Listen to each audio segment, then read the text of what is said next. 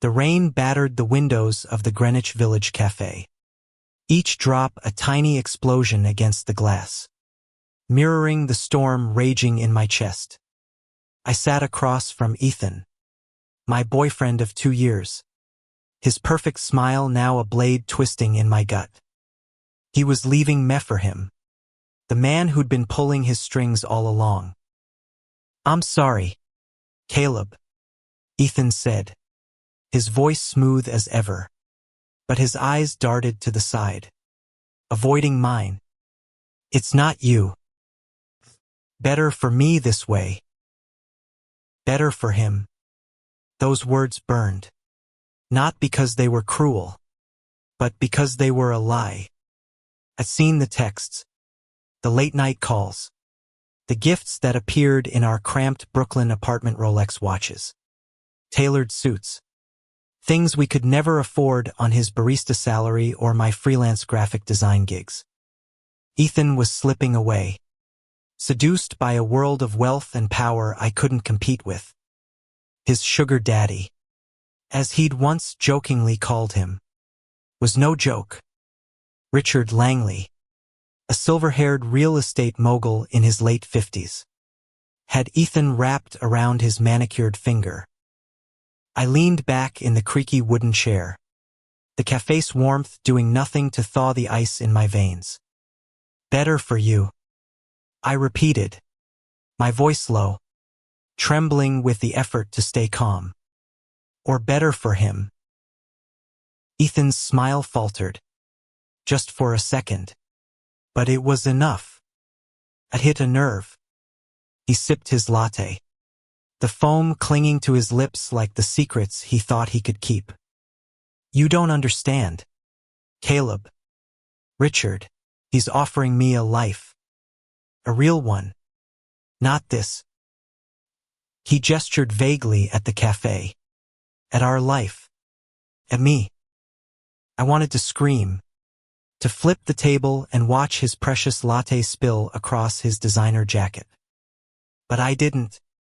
Not yet. Instead, I leaned forward, my hazel eyes locking onto his blue ones. "You think he loves you, Ethan? You think this is about love?" My voice was a whisper, sharp enough to cut through the hum of the cafe. "He's buying you, and you're letting him." Ethan's jaw tightened, and for a moment, I saw the boy I'd fallen for, the one who'd danced with me in our tiny kitchen to old jazz records, who'd promised we'd build a life together, no matter how hard it got. But that boy was gone, replaced by someone who craved more than I could give. He stood, his chair scraping against the floor, and tossed a 20 on the table like it was nothing. "I'm done here," he said, and walked out into the rain. I sat there, staring at the crumpled bill, my heart pounding so hard I thought it might break my ribs. Done. Just like that. 2 years of love, of late-night talks and shared dreams, washed away in a single conversation. But as the rain blurred the world outside, something shifted inside me. Anger, hot and unrelenting, began to replace the ache. Ethan thought he could walk away, trade me for a penthouse and a sugar daddy's promises. He was wrong. I pulled out my phone, my fingers trembling as I opened the folder I'd been building for weeks. Screenshots of texts, photos of Ethan slipping into Richard's sleek black Mercedes, bank statements showing deposits from accounts linked to Langley Enterprises. I'd been piecing it together, not because I wanted to, but because I had to know. And now, I knew too much. Ethan wasn't just cheating. He was part of something bigger, something Richard didn't want anyone to see. I typed a single message to my best friend, Mia, a journalist with a nose for scandal. "I've got something big. Meet me tomorrow." Then I stood, leaving the 20 on the table, and stepped into the rain. Ethan had made his choice. Now it was my turn. The next morning, I met Mia at a diner in Hell's Kitchen. The kind of place where the coffee was strong and the booths were sticky. She slid into the seat across from me, her curly hair barely tamed by a headscarf, her brown eyes sharp with curiosity. "Okay, Caleb," she said, stirring sugar into her coffee. "Spill. What's this big thing?" I slid my phone across the table. The screen opened to the folder. Mia's eyebrows shot up as she scrolled through the evidence texts where Richard promised Ethan a new apartment. Photos of them together at exclusive clubs. And, most damning, a cryptic message from Richard about keeping the deal quiet. Mia whistled low. "Holy shit. Caleb. This isn't just a breakup. This is a story." "It's more than that," I said, my voice steady despite the knot in my chest. "Richard Langley's been dodging taxes, laundering money through his properties. Ethan's not just his boyfriend's his cover. Richard's using him to look clean, to parade around like some philanthropist while he's funneling dirty money." Mia leaned back, her journalist instincts kicking into overdrive. "You're sure about this? Because if we go after Langley, we're not just exposing Ethan. We're taking on a shark." "I'm sure," I said, my jaw tight. "Ethan broke my heart, Mia. But I'm not letting him and Richard ruin my life." She nodded, her expression grim but determined. "All right, let's burn his world down." We spent the next few hours mapping out a plan.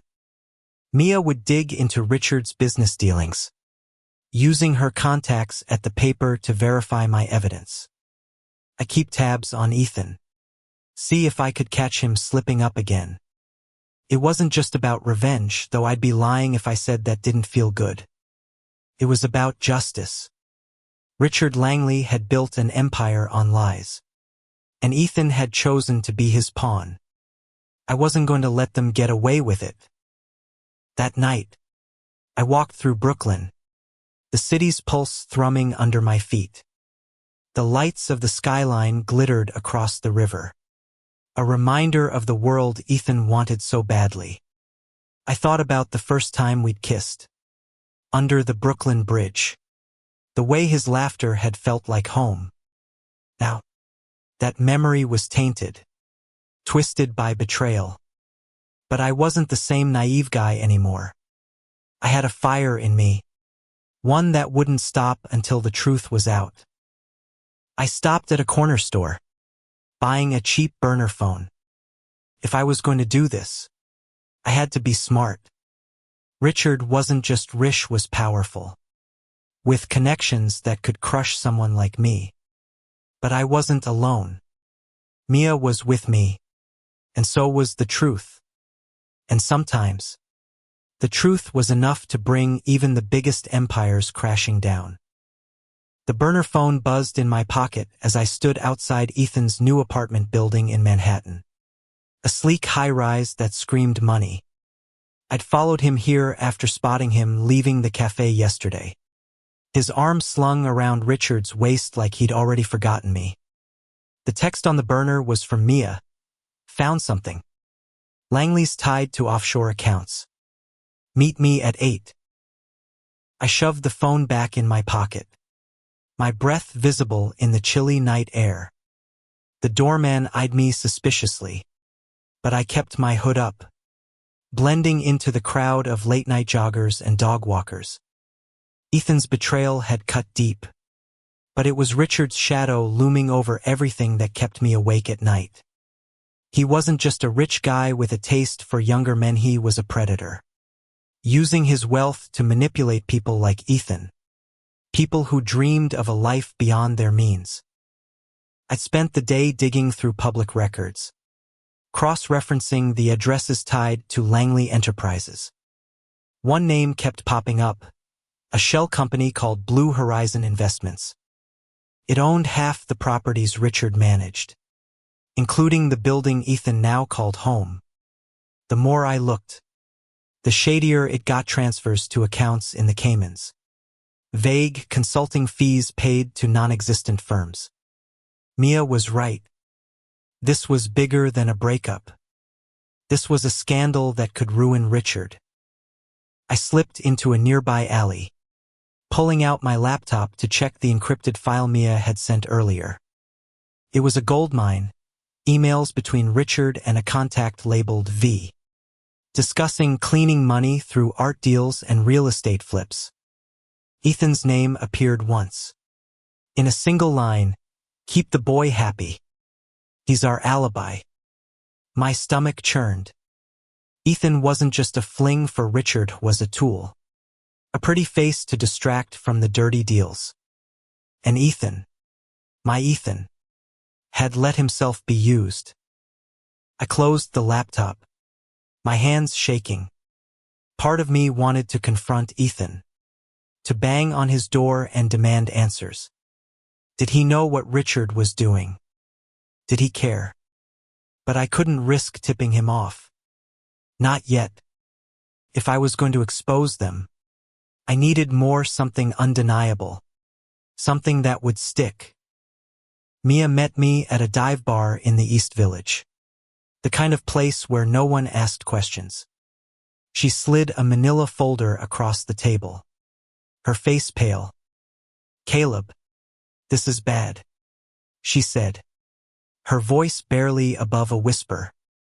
"Langley's not just laundering money. He's tied to a network, politicians, developers, even a few cops.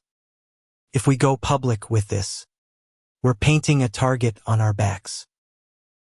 I flipped through the folder, my heart racing. Bank records, wire transfers, even a photo of Richard shaking hands with a city councilman at a gala. "Then we don't go public," I said, my voice steady despite the fear creeping in. "Not yet. We leak it to the right people, someone who can't ignore it." Mia nodded, but her eyes were worried. "You're sure about this? Once we start, there's no going back. And Ethan, he's in deep. Caleb, if this blows up, he's going down with Richard." I swallowed hard, the image of Ethan's smile flashing in my mind. I loved him once, maybe I still did, in some broken way. But love didn't excuse what he'd done, what he was still doing. He made his choice. I said finally, let him face the consequences. The next few days were a blur of late nights and cryptic messages. Mia worked her contacts, slipping bits of our evidence to a friend at the DA's office, someone she swore we could trust. I kept my distance from Ethan, but I couldn't stop watching him. I'd see him on social media, posting about his new life, all designer clothes and rooftop parties. Every photo was a punch to the chest, but it also fueled me. He thought he'd won, that he'd left me behind. He had no idea what was coming. One night, I got a break. Ethan posted a story from a private club in Soho, one of Richard's favorite haunts. I grabbed my burner phone and texted an old friend, Jake, a bartender who worked there. "Keep an eye on Ethan tonight. Anything weird, let me know." Jake didn't ask questions. She knew my history with Ethan, and he owed me a favor. An hour later, Jake sent a photo, Ethan and Richard in a dimly lit booth, their heads close together, Richard's hand on Ethan's thigh. But it wasn't the intimacy that caught my eye, it was the man sitting across from them. Someone I recognized from Mia's folder. Victor Crane, a shady art dealer known for moving dirty money through fake auctions. My pulse quickened. This was the connection we needed. I forwarded the photo to Mia, who was already working on a draft of the exposé. This is gold. She texted back. But we need more. Something concrete. A document. A recording, something they can't deny. I knew what I had to do. Ethan still had a key to our old apartment. The one we'd shared before he moved into Richard's world. He'd left some things behind: notebooks. A laptop he rarely used. If there was anything tying him to Richard's deals, it'd be there. I waited until I knew he was out with Richard, then slipped into the apartment, my heart pounding like a drum. The place felt like a ghost town, filled with memories of better days. I ignored the ache and went straight for Ethan's desk. The laptop was old, barely used, but when I powered it on, it wasn't password protected. Rookie mistake. I scrolled through files, finding nothing but old photos and playlists until I hit a folder labeled Work. Inside was a single PDF, a contract between Blue Horizon Investments and an art gallery, signed by Ethan as a consultant. My hands shook as I emailed it to myself, then wiped the laptop clean. I was halfway out the door when I heard the key turn in the lock. The lock clicked, and my heart stopped. I shoved the laptop back onto the desk, my palms sweaty as I ducked behind the couch. The door creaked open, and Ethan's voice filled the apartment, low and annoyed. I told you, Richard. I forgot my charger. I'll be quick. I held my breath, praying he wouldn't notice the faint glow of the laptop screen. Footsteps echoed on the hardwood, moving toward the bedroom. I peeked out, catching a glimpse of Ethan's silhouette, taller, broader than I remembered, like he'd grown into his new life. The urge to confront him surged again, but I swallowed it. This wasn't the time. Not yet. He rummaged through a drawer, muttering to himself, then left without a second glance. The door slammed shut, and I exhaled, my legs trembling as I stood. I grabbed the charger he'd left behind. Petty, maybe, but it felt like a small victory, and slipped out, the PDF burning a hole in my inbox. Back at my new place, a cramped studio in Bed-Stuy, I forwarded the contract to Mia. Her response was instant. Holy shit. Caleb. This ties Ethan directly to Blue Horizon. We've got him. I stared at the screen, the weight of what I was doing sinking in. Exposing Richard was one thing, but Ethan. I'd loved him. I'd seen a future with him. Now, I was dismantling his world, piece by piece. The next day, Mia and I met at her office, a cluttered cubicle in the newsroom of the Village Voice. She'd called in her DA contact, a sharp-eyed woman named Lisa who didn't flinch when we showed her the evidence. This is good, Lisa said. Her voice clipped. But it's not enough for a conviction. We need something airtight, a witness, a recording, something that screams guilt. I nodded, my mind racing. Ethan was careless, but Richard wasn't. He'd built his empire on being untouchable. If we were going to catch him, we needed to get close enough to hear him slip up. What about a wire? I asked, half joking. Lisa raised an eyebrow. You're not a cop, Caleb, and you're too close to this. Let us handle it. But I couldn't let it go. That night, I scrolled through Ethan's social media again, my obsession growing. He'd posted a photo from a rooftop bar, Richard's arm around his shoulders, the city skyline glittering behind them. The caption read, "Living the dream." My stomach twisted. Dream. More like a nightmare he didn't even see. I texted Jake again. asking him to keep tabs on the club scene. He came through the next night, sending me a tip about a private event at Richard's penthouse. Big players. Jake's message read, "Crane's there. So's Ethan." I didn't hesitate. I grabbed my burner phone and a cheap recorder I'd bought at a pawn shop, then headed to the Upper East Side.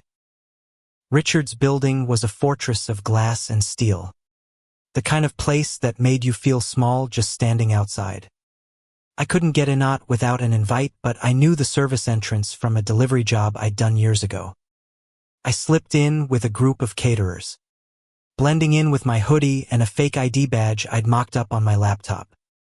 My heart pounded as I rode the service elevator to the penthouse floor, the recorder tucked in my pocket. The party was in full swing when I stepped out, a sea of suits and champagne flutes. I spotted Ethan right away, laughing at something Victor Crane said, his hand resting on Richard's arm. He looked happy, too happy, like he'd erased me completely. I swallowed the hurt and focused, weaving through the crowd to get closer.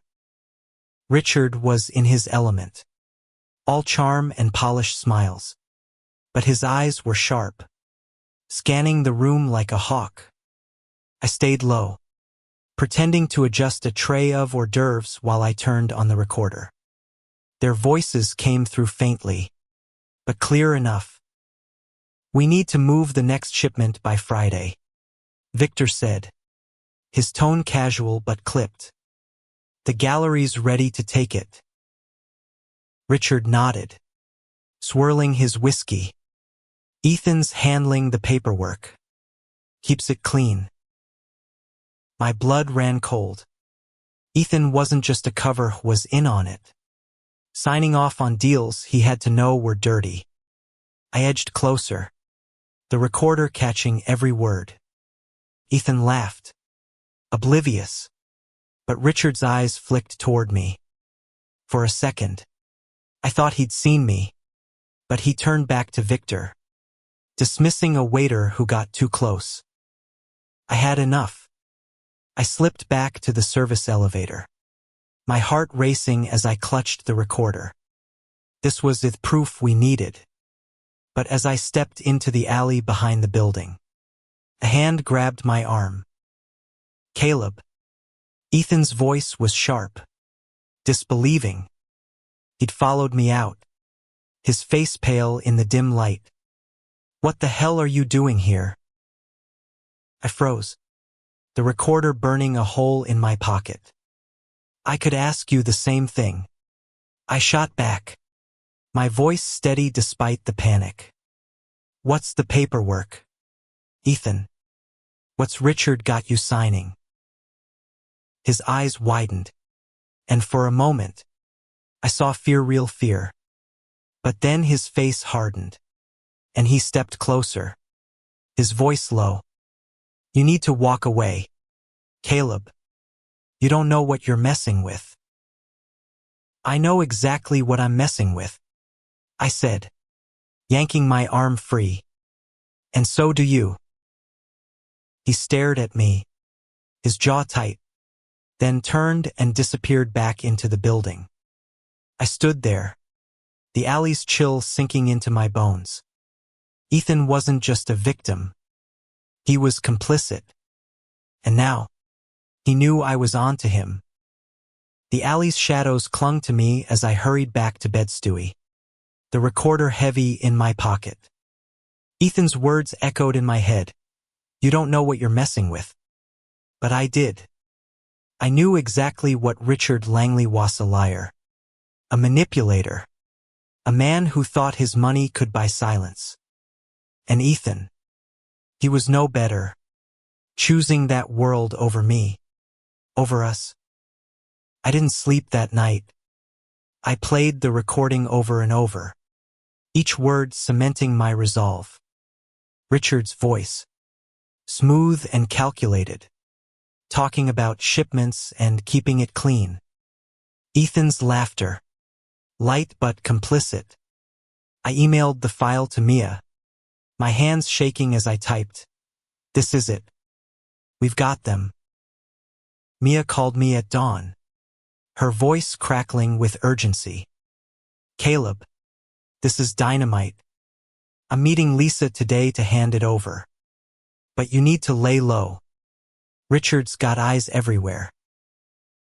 Too late for that, I said, glancing at the burner phone. Ethan had texted me from an unknown number. Stay out of this. Caleb, I'm warning you. My stomach twisted. But I didn't reply. He'd made his bed. Now he'd lie in it.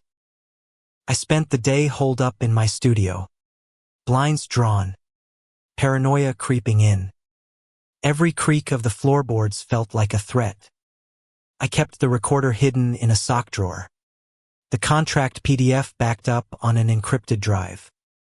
Mia was right, Richard was a shark. And I just poked him with a stick. But I couldn't stop now.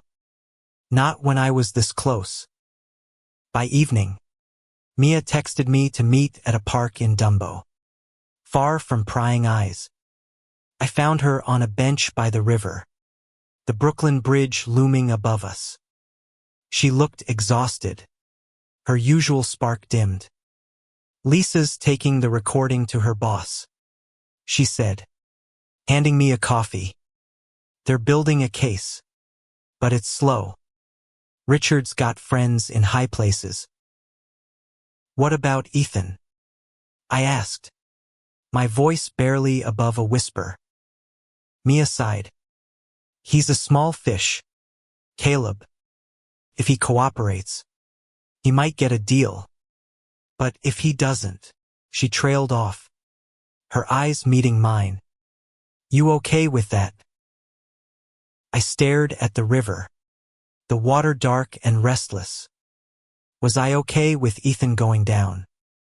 I'd loved him, built a life with him. But that life was gone, shattered by his choices. He knew what he was doing. I said finally. He chose Richard. Mia nodded, but her expression was heavy. Just be careful. Okay. If Richard finds out you're behind this. I know, I said, cutting her off. I didn't need the reminder. I could feel the weight of Richard's world pressing down on me.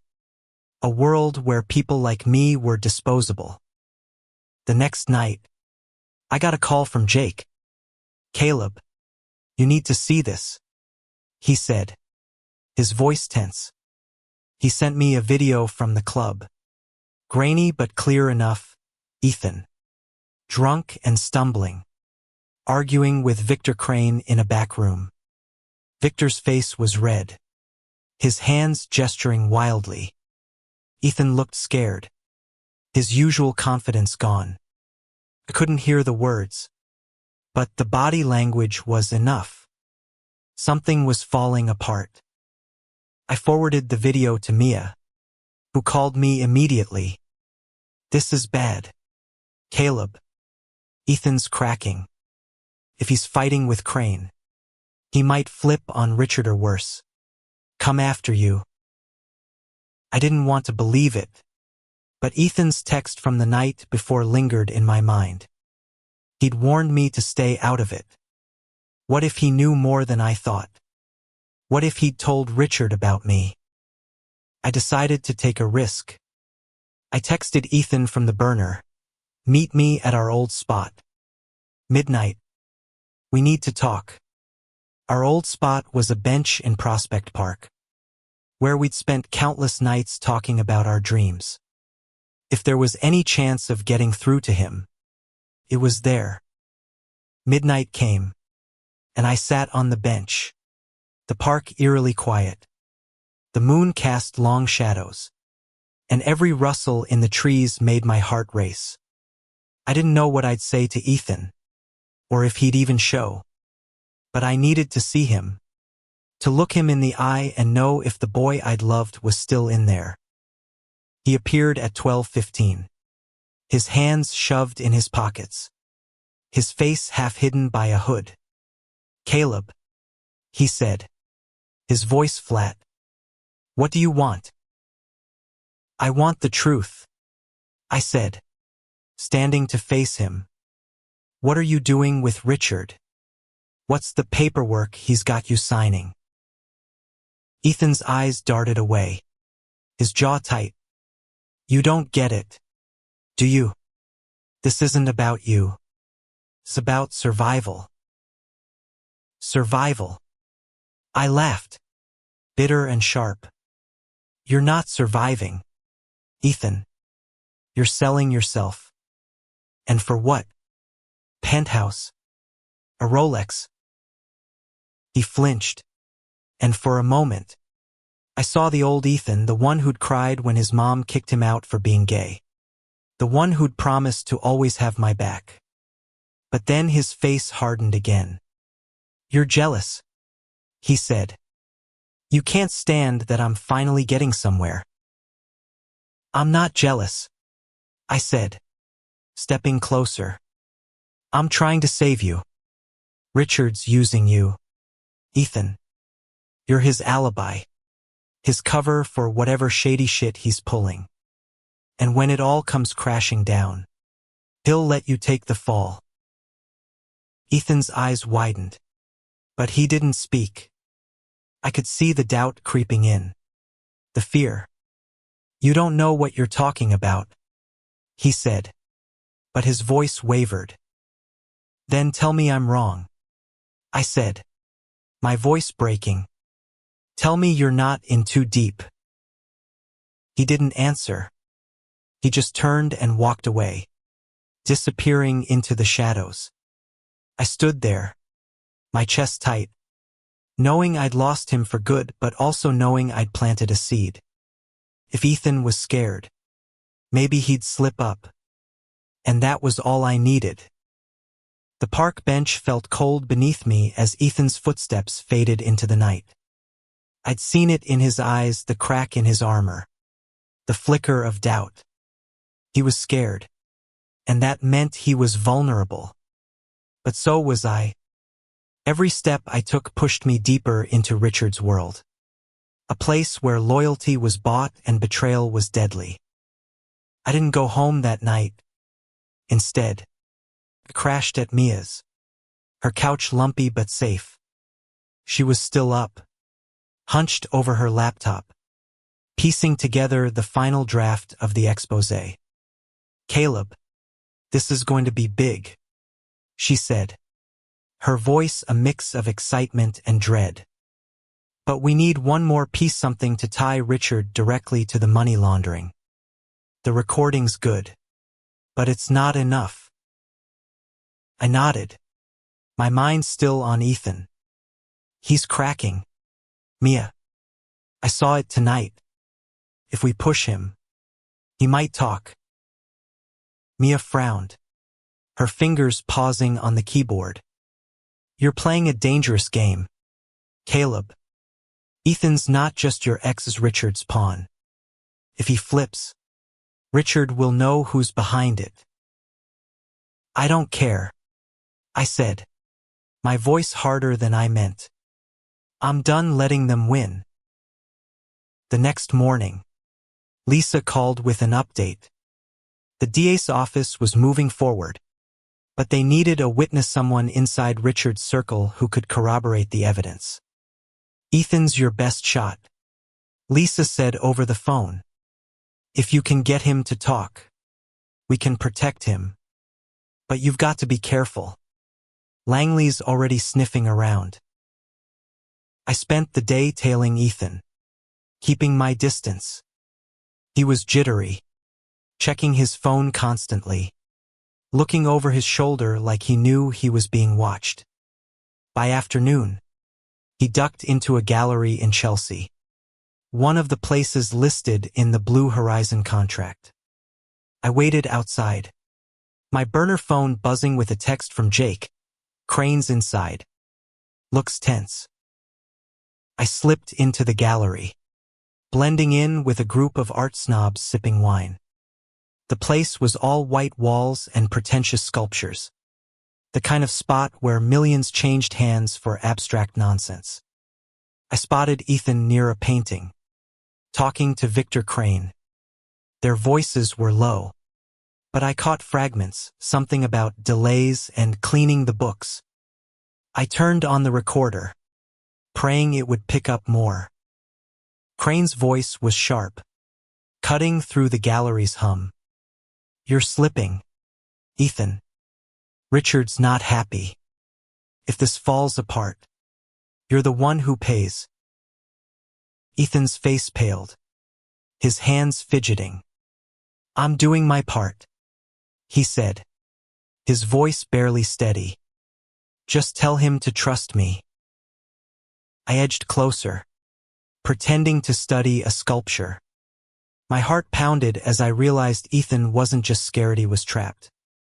Richard had him on a leash, and he was starting to feel the choke.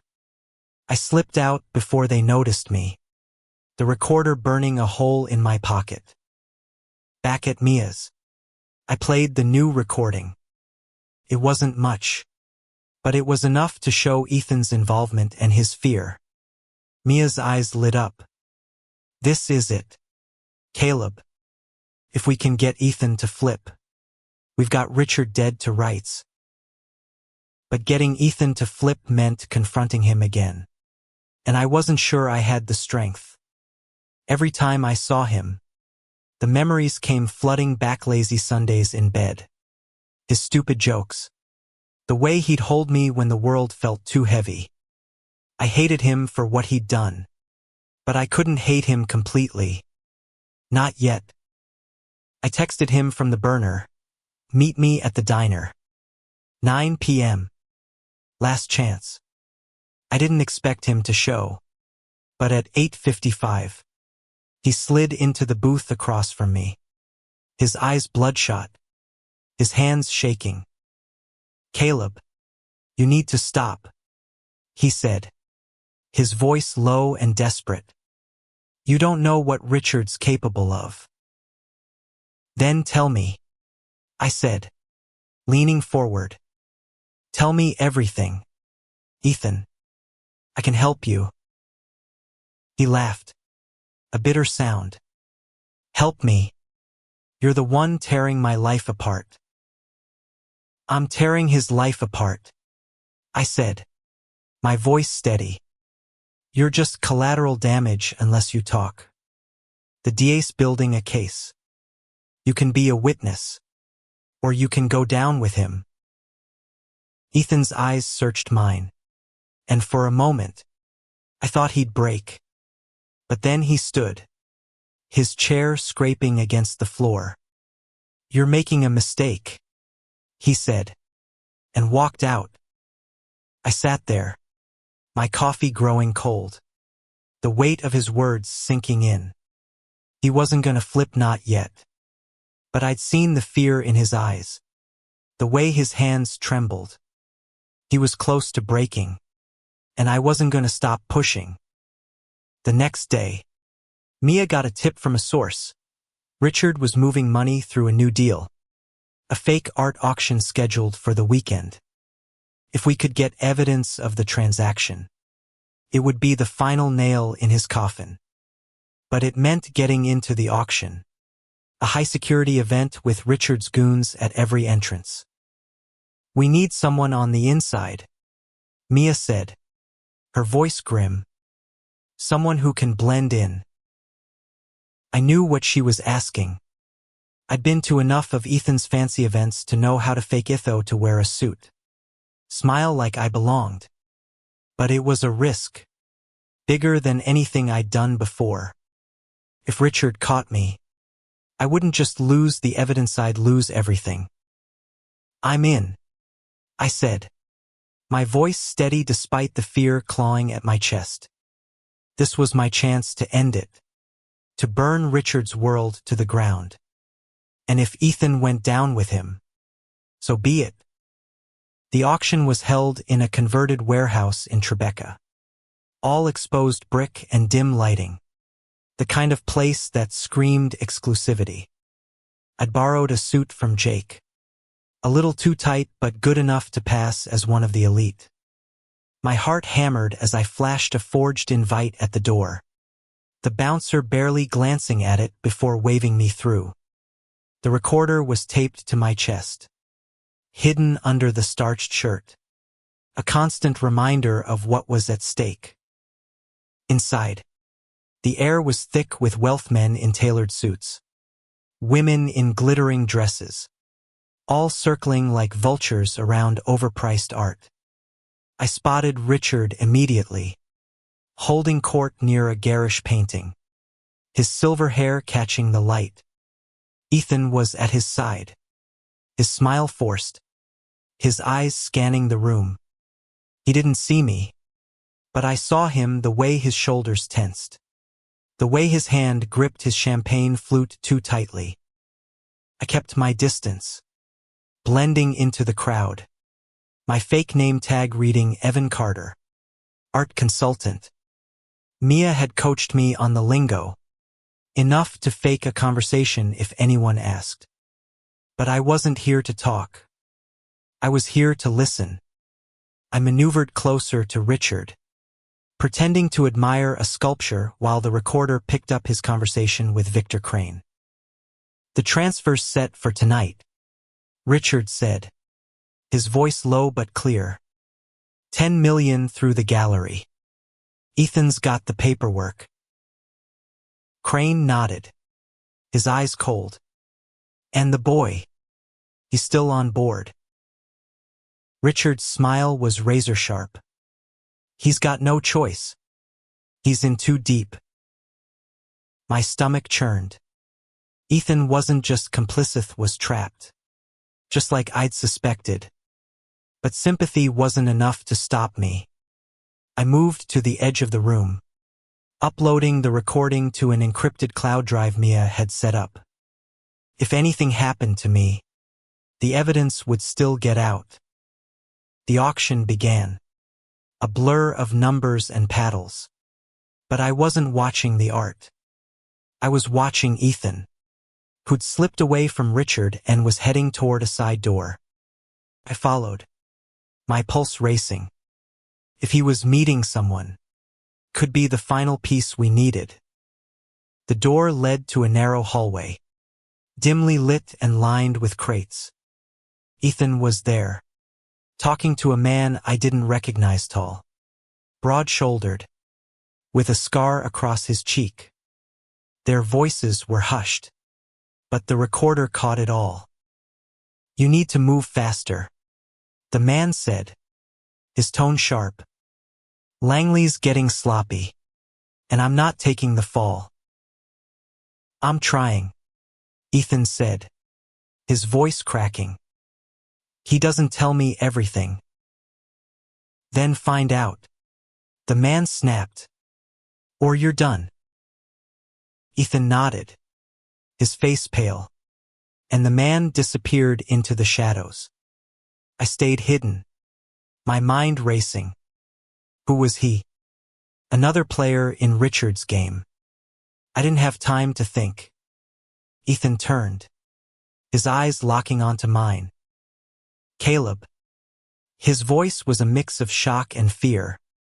"What the fuck are you doing here?" I stepped forward, my hands raised. "I'm trying to help you, Ethan. You're in over your head." "Help me." He laughed, but it was hollow. "You're spying on me. You're going to ruin everything." "I'm going to ruin Richard," I said, my voice steady. "And you can either help me or go down with him." He stared at me, his eyes wild, then grabbed my arm and pulled me into an empty storage room. "You don't get it, Caleb," he whispered, his voice desperate. "Richard's not just some rich guy. He's connected cops, politicians, people who'll make you disappear. If you keep pushing, you're dead." "Then why are you still with him?" I asked, my voice breaking. "Why did you choose this?" Ethan's face crumpled, and for a moment, he looked like the boy I'd loved. I didn't choose it, he said. I thought I could handle it. Thought I could play his game and get out. But I'm stuck. Caleb. I'm fucking stuck. I wanted to reach for him, to pull him close and promise we'd fix it. But I couldn't. Not anymore. Then help me stop him, I said. Tell the DA what you know. They'll protect you. He shook his head, tears in his eyes. You don't know what you're asking. Before I could respond, the door swung open. Richard stood there, his eyes narrowing as he saw us. Ethan, he said, his voice like ice. What's this? Ethan froze, his hand still on my arm. I yanked free, my heart pounding. Just catching up with an old friend, I said, forcing a smile. Evan Carter, art consultant. Richard's eyes flicked over me, cold and calculating. I don't recall inviting you, Evan. I shrugged, my palms sweating. Must have been a mix-up. I'll see myself out. I walked away, my legs shaking, the recorder still running against my chest. Richard didn't follow, but I felt his gaze burning into my back. I'd gotten what I came for, but I'd also tipped my hand. They knew I was here. And now, the game was on. I barely made it out of the warehouse before my knees buckled. The night air hit me like a slap, but it couldn't cool the panic racing through me. Richard's eyes, cold and predatory, haunted me as I stumbled into a cab. I'd gotten the recording, but at what cost? He'd seen me with Ethan. And Ethan, God. Ethan looked like he was one wrong move from breaking. Back at Mia's, I played the new recording, my hands trembling. The conversation between Ethan and the scarred man was gold proof that Ethan was under pressure, that Richard's empire was fraying at the edges. Mia listened, her face grim. This is enough to get the DA moving, she said. But Caleb, you've got to stop. Richard knows you're onto him. You're not safe. I can't stop, I said, my voice hoarse. Not until he's done. Mia sighed, rubbing her temples. Then we do this fast. I'm sending everything to Lisa tonight. The recording, the contract, the bank records, everything. If we're lucky, they'll move before Richard can cover his tracks. I nodded, but my mind was on Ethan. His tears, his desperation, it was real. He was trapped, just like he'd said. But he'd still chosen Richard over me, over us. I couldn't forgive that, no matter how much it hurt. The next day, Lisa called. We're raiding Langley's office tomorrow, she said. Your evidence was the push we needed.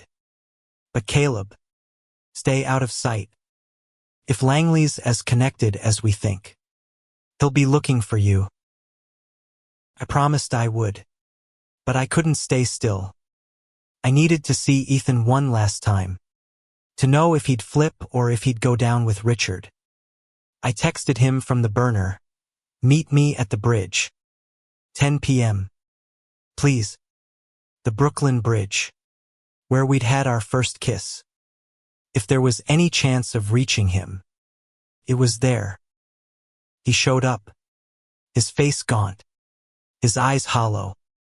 Caleb, he said, his voice barely audible over the traffic below.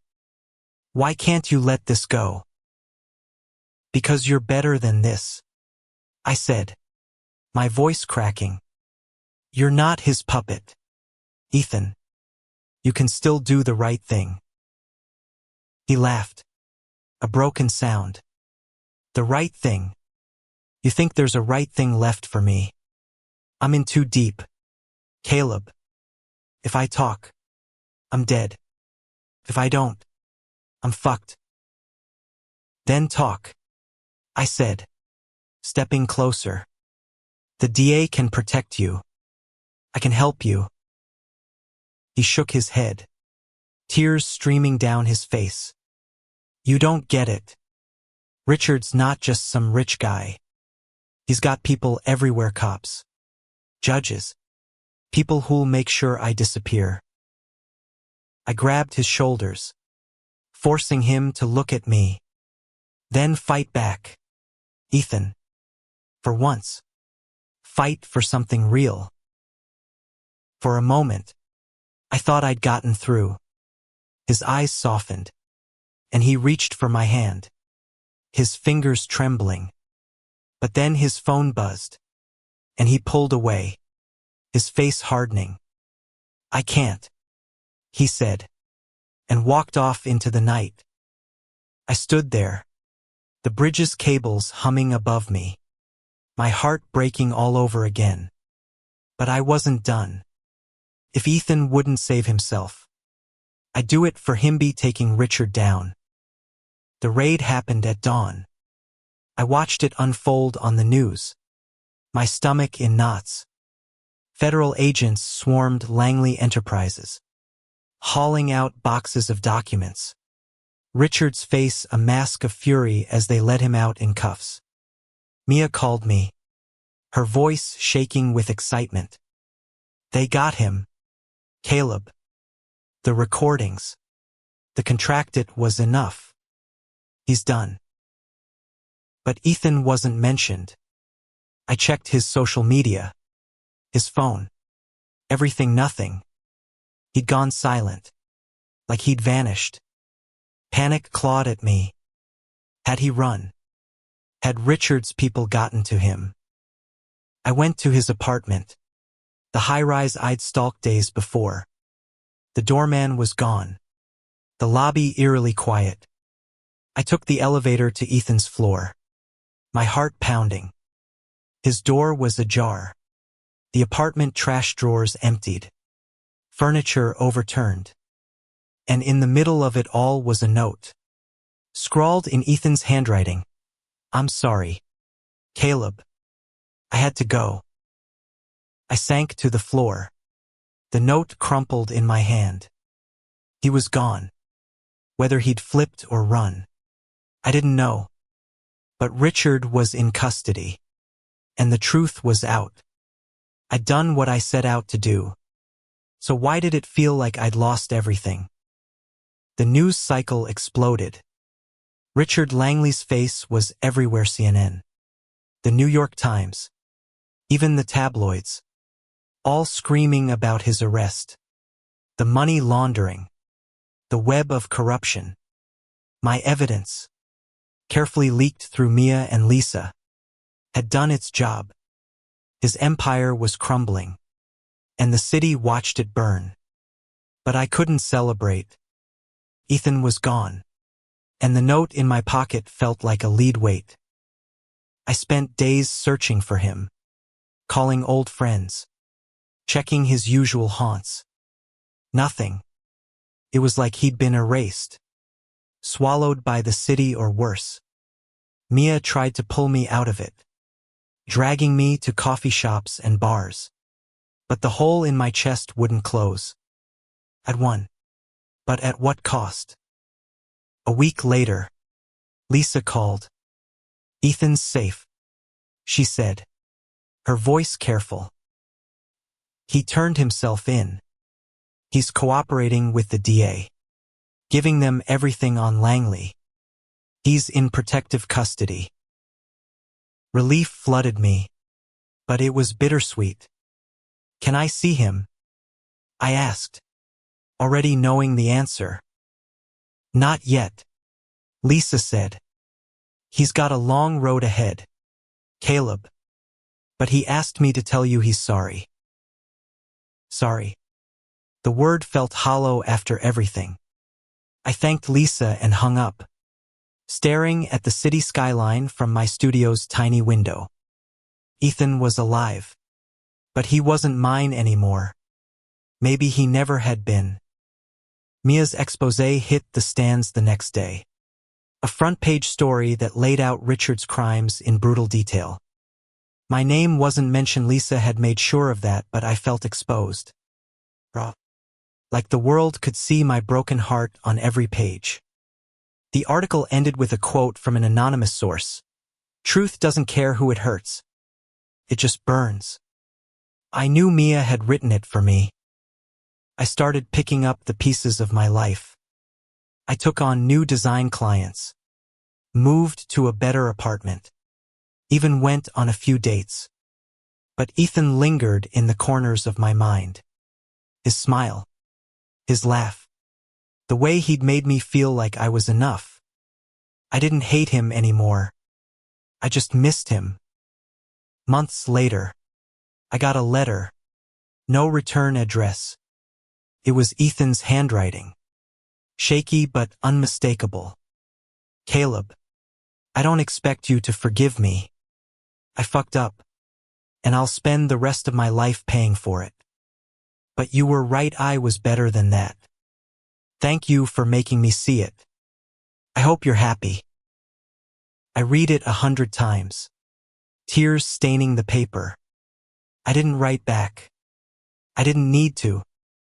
Ethan had found his way out. And so had I. Richard's world was ashes. And while I'd lost something precious, I'd gained something too, a strength I didn't know I had. A fire that wouldn't let me bow to lies or betrayal. I walked to the Brooklyn Bridge that night. The city alive around me. The lights danced on the water. And for the first time in months, I felt light, unburdened. I'd exposed the truth. Not just for me, but for everyone Richard had hurt. And in the end, that was enough. The wind carried the sound of the city, a symphony of chaos and hope. I thought of Ethan, somewhere out there, starting over. I thought of the boy I'd been, the one who'd loved without question. And I thought of the man I was now, scarred but standing. The truth had burned everything down, but it had also set me free.